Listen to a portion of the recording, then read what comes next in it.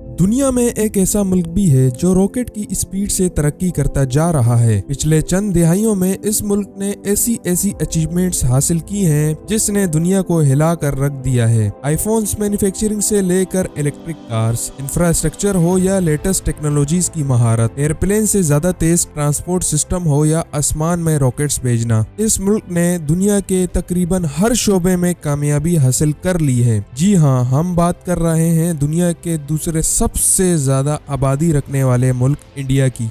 आप सब दोस्तों को अनकवर टीवी की वीडियोस में खुशामदीद। नाजरीन, इंडिया दुनिया की दूसरी सबसे ज्यादा आबादी रखने वाला मुल्क है, जहां 1.3 बिलियन की आबादी है। इस मुल्क ने पिछले चंद सालों में इतनी तरक्की की है कि अब इसे वर्ल्ड के मोस्ट पावरफुल कंट्री के साथ कंपेयर किया जा रहा है। इसके साथ साथ इंडिया अमेरिका का इत्तेहादी और करीबी दोस्त भी है और अमेरिका के साथ हर फोरम पर खड़े होते हुए नजर आता है। यहाँ तक कि जब से रशिया और यूक्रेन वार शुरू हुई है, American prime minister Joe Biden ने 2 बार इंडिया का दौरा किया है और दोनों मुलाकात में जो बाइडेन ने एक ही बात कही है कि रशिया वर्सेस यूक्रेन वार में रशिया की मजम्मत की जाए। अमेरिका ये भी चाहता है कि रूस पर सैंक्शंस यानी तिजारती पाबंदियां लगाई जाए और जंग रोकने के लिए रूस पर दबाव डाला जाए। और शायद इसीलिए शंघाई कॉरपोरेशन ऑर्गेनाइजेशन फोरम के दौरान Indian prime minister Narendra Modi ने यूक्रेन में मुदाखलत पर रशियन प्राइम मिनिस्टर को खरी खरी सुना दी।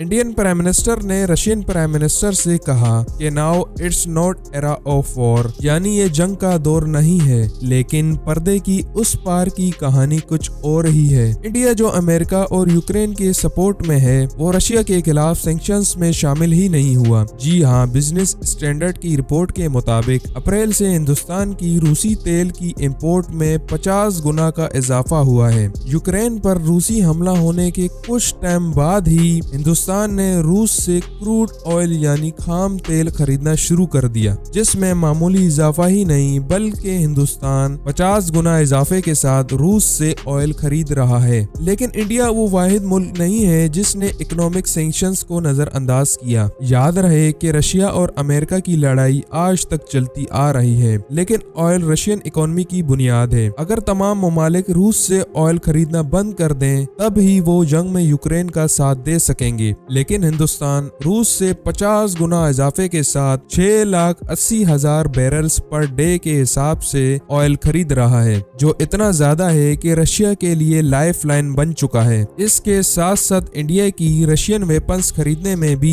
इजाफा देखा गया है। लेकिन सवाल यह है कि अमेरिका के इतने करीबी दोस्त होने के बावजूद इंडिया आखिर रूस से ऑयल क्यों खरीद रहा है? क्योंकि अमेरिका और यूरोप ने रशिया से ऑयल खरीदना बंद कर दिया है और ऑयल शॉर्टेज की वजह से मार्केट में प्राइस नाकाबिले यकीन हद तक बढ़ चुकी है और कोई भी वेल्थी कंट्री इतना महंगा ऑयल खरीदना नहीं चाहता। इसी वक्त इंडिया मैदान में आता है और कहता है कि मैं ऑयल खरीदूंगा और चूंकि मैं वाहिद खरीदार हूँ, इसीलिए मैं आपसे कम कीमत पर ऑयल खरीदूंगा। उस वक्त जहां आलमी मार्केट में ऑयल $110 पर बैरल तक पहुंच चुका था, ठीक उसी टाइम इंडिया रूस से $30 पर बैरल की रियायत के साथ ऑयल खरीद रहा था और रूस के पास इसके अलावा और कोई चारा भी नहीं है। इंडिया इसी मौके से फायदा उठाकर अपने देश के लोगों को सस्ता तेल फराम कर रहा है और अगर इसकी जगह कोई और कंट्री भी होता तो वो भी ऐसे ही करता। वेपन्स की बात करें तो 2016 तक हिंदुस्तान की 69% वेपन आर्म्स रशिया से आती थी। इसके साथ साथ इंडिया अमेरिका समेत दीगर ममालिक से भी हथियार खरीदता है, लेकिन अब रशिया इसका अहम सप्लायर है। मगर सवाल ये है कि इतनी प्रॉब्लम्स और पाबंदियों के बावजूद इंडिया आखिर क्यों रशिया से वेपन्स खरीद रहा है? एक मेन रीजन इसका ये भी है कि रशियन वेपन्स बहुत सस्ते होते हैं। रशियन वेपन्स में बहुत सी खराबियां हो सकती हैं, लेकिन जहां तक कीमत का ताल्लुक है तो यूएस वेपन्स के हिसाब से ये बहुत सस्ते होते हैं। ये तो बात है वेपन्स खरीदने की, मगर इन वेपन्स की मरम्मत के लिए पार्ट्स भी बहुत जरूरी होते हैं और इंडिया की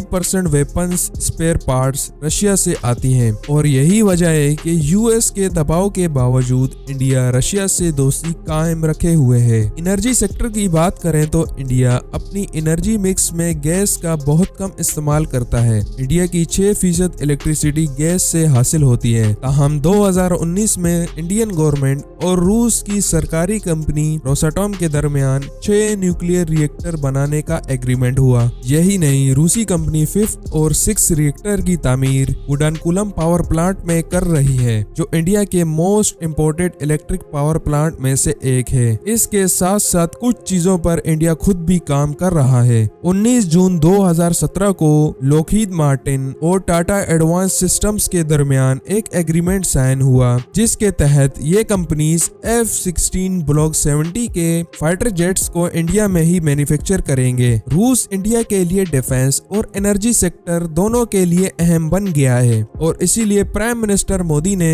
रूस पर पाबंदियां ना लगाने का फैसला किया। और क्या ये फैसला सही है या गलत, आप लोग कमेंट में बताइए। दूसरे लफ्जों में इंडिया और रूस के दरमियान ताल्लुकात हमेशा बहुत करीबी रहे हैं और दर हकीकत 10 में से 6 हिंदुस्तानी अपनी सरकार की हिमायत करते हैं कि जंग के बावजूद इंडिया को रूस के साथ ताल्लुकात बेहतर रखने चाहिए। इंडिया ऐसी जंगी सूरत हाल से बहुत कुछ हासिल कर रहा है। जंग शुरू होने से पहले इंडिया की रूसी ऑयल की सप्लाई सिर्फ 0.5% थी और अब ये सप्लाई 10% तक बढ़ चुकी है। अप्रैल 2021 में India 2250 barrels per day Russia से ऑयल खरीद रहा था और अप्रैल 2022 यानी ठीक एक साल बाद ये तादाद 6,80,000 बैरल्स पर डे हो चुकी है और शायद फ्यूचर में ये नंबर्स और भी ज्यादा बढ़ सकते हैं। उम्मीद है कि अनकवर टीवी की ये वीडियो आपने भरपूर एंजॉय की होगी। मजीद इंफॉर्मेटिव वीडियोस के लिए हमारे चैनल अनकवर टीवी को जरूर सब्सक्राइब कर लें। मिलते हैं एक और न्यू वीडियो के साथ, तब तक के लिए अल्लाह हाफिज।